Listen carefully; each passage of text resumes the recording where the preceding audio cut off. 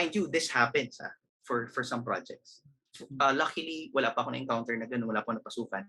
Pero I've heard of those stories. So you really have to be careful. Not all projects will succeed. I would say more than 90% of all the projects coming out every day in the metaverse, especially with NFTs, will not succeed.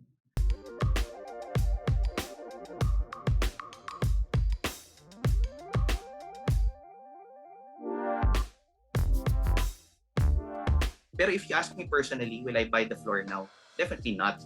Kasi for me, I just have to take that as a opportunity loss na. Diba? Kasi from 0.2 to 7. More than 7 ETH, parang I find that very high already.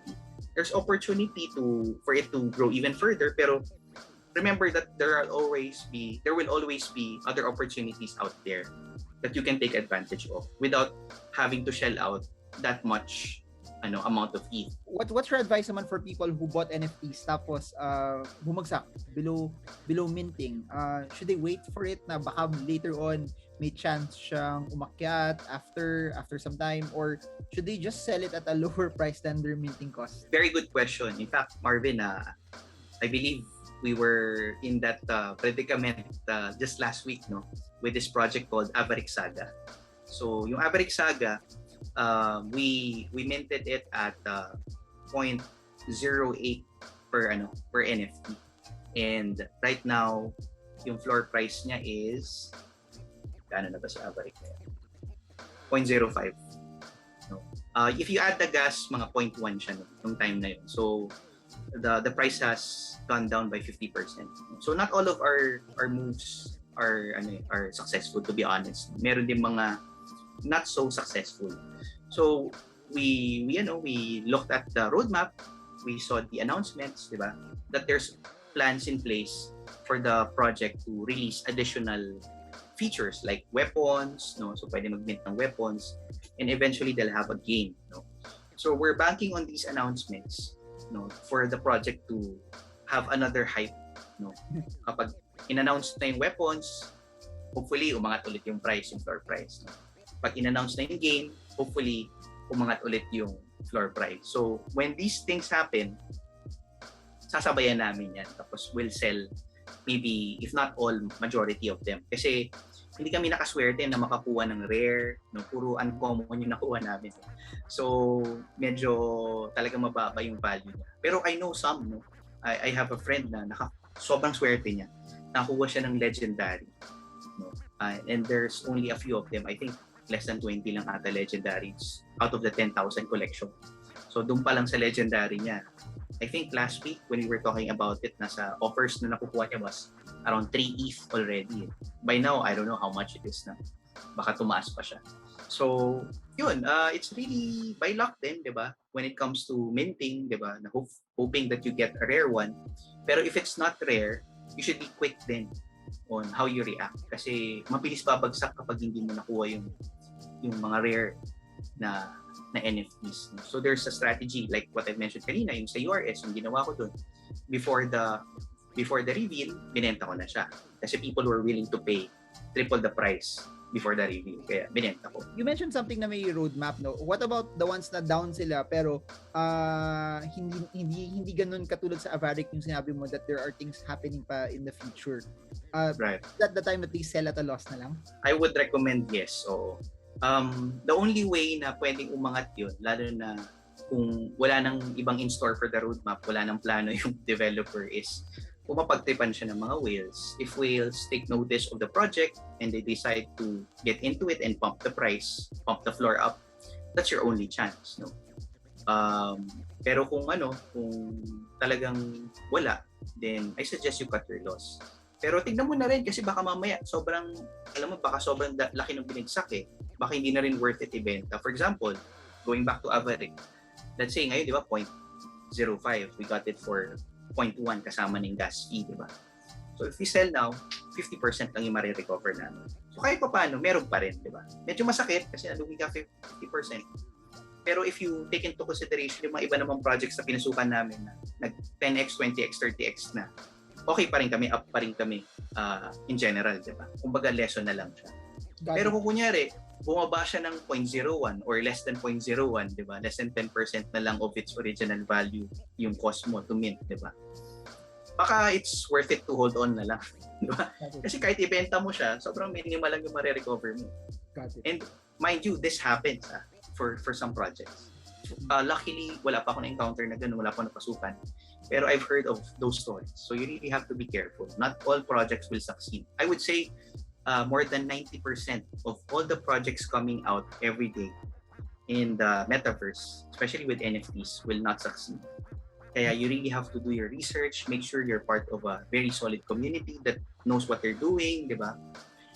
Listen to Boss Marvin's videos, di ba? Research, follow the credible influencers, di ba? YouTubers, the whales, the big names in the metaverse, di ba? People who knows their stuff. Pero you also have to be mindful of what they're saying. Kasi yung mga iba, they have a vested interest because they're promoting their project. Or sometimes they're hired by certain developers to promote their NFT. Majority of the NFTs you mentioned, parang roadmap nila games lahat, no? Majority, yes. Yeah. Pero yung thing ko lang doon is this parang Axie is the undisputed leader right now in gaming. Yeah. All of these, parang, do they really have a shot against Axie also?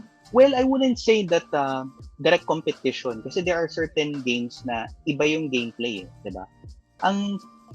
For Axie kasi, di ba, parang Pokemon in a sense, diba? Yung mga weaknesses, you create your own team, di ba? So, dun nagkakaroon ng fun aspect dun kasi may element of randomness na hindi mo alam yung katapat mo, di ba? Kaya medyo iba, maa-addict dun, matutuwa dun sa game. But there are certain games na iba naman yung gameplay, di ba? Na parang MMORPG yung style, di ba? Parang yung katulad dun sa Treeverse, ganun yung mangyayari dun di ba? Parang MMORPG siya. No? So, iba rin yung sa Galaxy Fight Club. No? Parang Smash Brothers naman yung magiging gameplay niya. So, they don't have to directly compete with each other. They can exist side by side. But the beauty about the opportunity that we're in right now is we're still at the very early phase. No? Na ang dami pong mga projects na lalabas na pwede mag-fly. And we're still, kumbaga, if you compare it to the internet stage, diba, before, diba yung connection, dial-up lang. Tapos ngayon, diba, we have, yung mga 5G connections, diba, we have fiber already, yung develop ni Elon Musk, diba, na satellite technology for internet connection, nandun na tayo sa ganung level. Pero sabi ng mga experts, if you take a look at the crypto space right now, especially when it comes to NFT, nasa dial-up stage pa lang tayo. So very early pa. So dahil pang opportunities really for the games to be developed. You also have to be careful about, just to add lang, no, I know this is a little bit off topic, Boss Marvin, but you also have to be careful about developers promising AAA games. No? Kasi the AAA games, like say for example, yung mga God of War, diba? Yung mga sobrang high-end specs, yung magagandang graphics, it took them several years, no, to develop that project. And here comes an NFT promising that they can do it in less than a year, diba? Doon pa lang medyo nag-isip ka na parang, kaya ba talaga nila i-deliver yan? Or are they just saying that to get their money? Diba?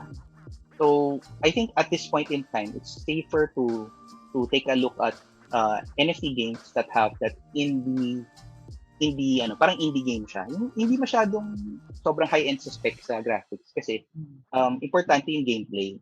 Diba? Na kahit medyo pang early 2000s yung graphics, diba? Pero yung gameplay naman maganda and meron siyang play to earn mechanism, 'di ba? Then it has that opportunity to fly. Kasi mas realistic mas doable siya Alam mong kaya siyang gawin i-execute like Axie, 'di ba? Axie Infinity, sobrang simple ng graphics nun, 'di ba? So, 'di ba? Pero nag-fly siya.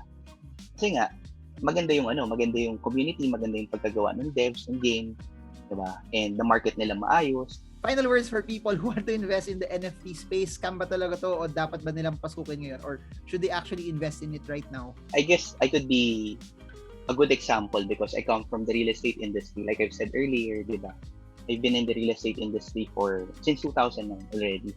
And what's more tangible than a real estate property, diba? But now I'm very bullish about the NFT space, the metaverse, about cryptos in general. Diba? It's precisely because there's an opportunity for us to have life-changing money here, diba? Kasi like I've said, nandito tayo sa phase na parang dial-up pa lang. Pero alam natin na pwede siyang umabot ng hanggang 5G or even yung satellite technology nga ni Elon Musk. So the opportunity for the space to grow is very high, diba? Yung adoption, very minimal pa lang. I don't know the exact numbers, pero I'm pretty sure it's less than 10% or even less than 5% maybe. Marvin, you would know. Pero ang laki pa ng opportunity, and slowly but surely, institutions are starting to adopt the space, diba? Celebrities are buying NFTs, diba? Si Steph Curry, medyo nag-viral siya, bumili siya ng NFT, diba? So sooner or later, dadami na yan. And pag bumilis na yung adoption, naturally, tataas yung value ng mga NFTs na yan because there's only a limited supply, diba? For each project right now, mga nasa 10,000 or below. And people would want to have a piece of the pie, especially the prime ones, the solid NFTs. So that's why you have to really do your research. Don't follow what I did na medyo nagpabuyo lang ako sa mga friends ko, diba? I was just lucky because I had a very good support system. Pero had it not been the case, I could have lost a lot of money already. Kaya you really have to do your research. Again, invest what you can only afford to lose. Don't put your life savings here, diba? Kasi at the end of the day, it's still a very risky investment. Kasi NFT, diba, crypto, it's based on, like, yan, sa OpenSea, mga NFT sa OpenSea, it's based on the Ethereum blockchain. And we all know that cryptocurrencies is also a very risky investment right now, diba? Kasi very volatile siya eh. Unlike real estate, hindi naman the next day pwede bumagsak ng 10%, 20% yung value niya, diba? Hindi naman siya ganun. You have to be careful kasi nako-compound yung risk. Kasi NFT, di ba?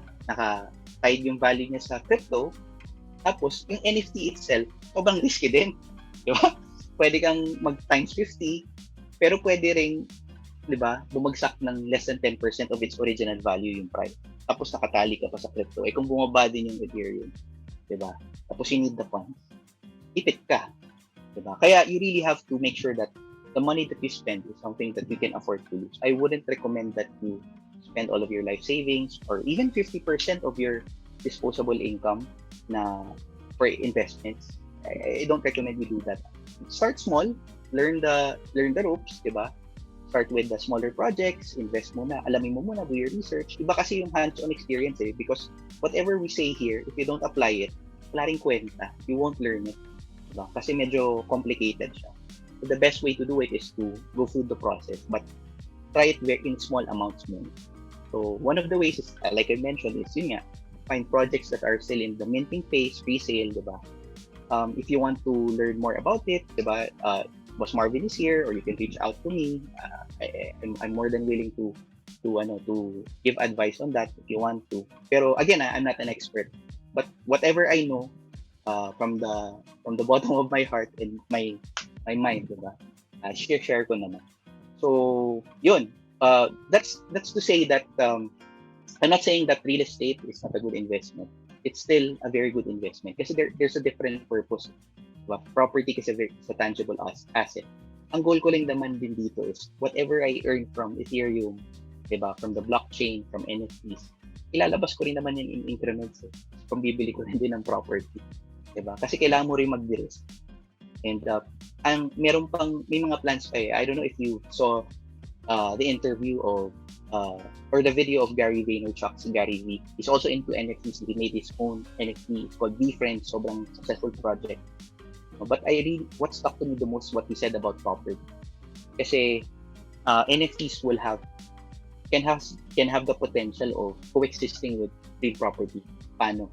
Kunyari, if one developer starts with this particular offering, for example, kunyari lang, a major developer in the US decides to sell their pre-selling properties or their houses with the NFT of that property tied to it. Okay? So, pag binenta mo yung, kunyari, nabili mo na yung house from the developer, tapos you decide to flip it, diba? You have the NFT with you. Pwedeng ibenta mo yung property, pero the NFT is still with you. Tapos, whatever transactions that happen in the future, in the transfer of the title of the property, meron kang percentage doon. if you think about it now, parang sobrang imposible pa siya ma-adapt. Pero who knows, maybe in the future, pwede siya mangyari. Diba? And I think the companies who would adapt this technology early on would really gain the most rewards in the long term. Kaya, I believe talaga na NFTs are here to stay. Cryptocurrencies are here to stay. It's really, technology is a one-way street. Sabi nga kanina, diba? There's no way for us but to advance forward. So don't resist the change, study it, diba? And learn the ins and outs para you know how to take advantage of the opportunity that's around us now. Sabi ko kanina, diba, life-changing money. Meron pang isang joke, Boss Marvin. I don't know if you've heard about this, no? Sabi nila, yung cryptocurrencies and NFTs has a potential to give you wife-changing money. Kasi you can earn so much that you can change your wife, diba? Or you can lose a lot of money that your wife will leave you. So, yun lang daw yung dalawang kapupuntahan kapag napasok ka sa NFTs and cryptos. That being said, I hope nakatulong ako, Master. Buti na lang, mahal ako ng wife ko na kahit anong mangyari, hindi niya ako iwan. So, thank you so much, Ramon King. Property Kings turned NFT King right now. So, thank you, everyone. If you guys have questions, put it in the comment section below. Also, Ramon King has a YouTube channel. I'll put it in the description if you want to watch his videos as well. Kung gusto nyo malaman bakit nga ba mahal ang parking space dito sa Pilipinas, and so much more of that. So, to everyone, I hope this video helps you trade well, trade strong, trade smart. See you all again soon, and God bless you all.